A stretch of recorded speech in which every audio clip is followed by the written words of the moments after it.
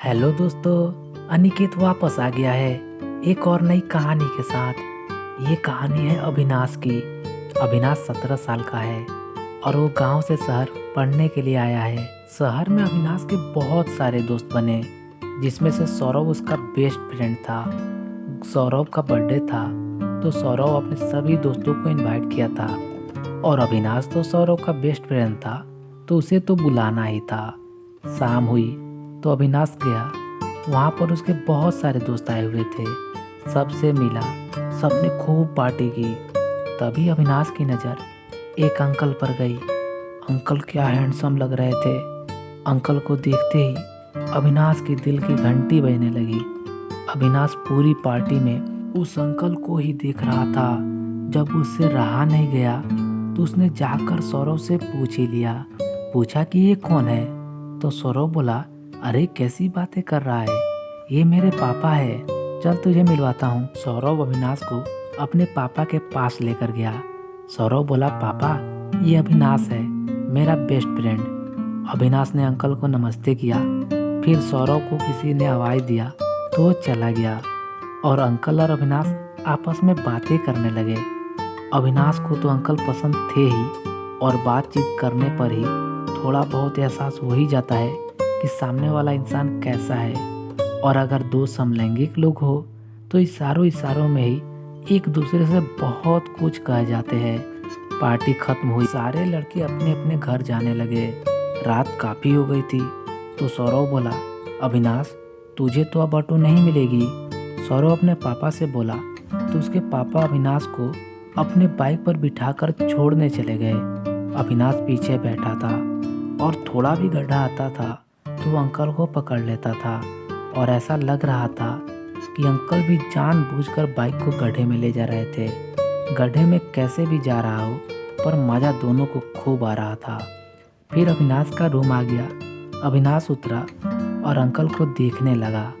Uncle की भी आंखों से पता चल रहा था कि अंकल भी इंटरेस्टेड है। पर एक दिन की मुलाकात में कोई कितना बातें कर सकता था।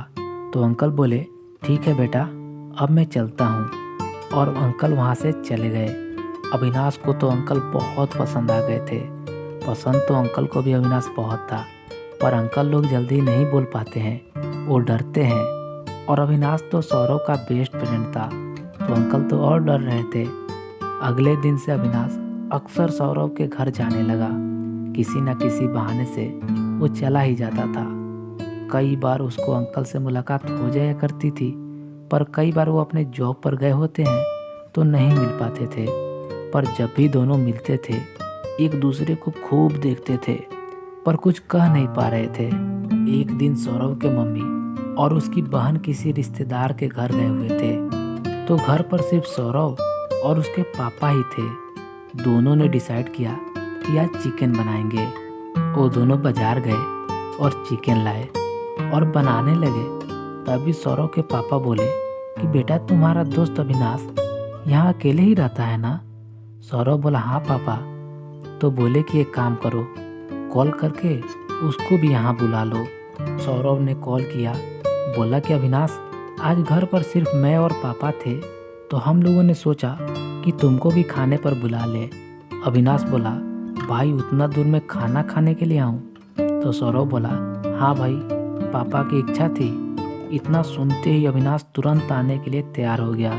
अविनाश आया, तीनों खाना खाए और रात हो गई तो सौरभ के पापा बोले कि सौरभ तुम अविनाश को अपने कमरे में ही सुला लो, सुबह चला जाएगा। तो सौरभ बोला, पापा आपको तो पता है ना, मुझे किसी के साथ सोने की आदत नहीं है, मुझे नींद ही नहीं आती है। अविनाश गेस्ट रूम में सो जाएगा।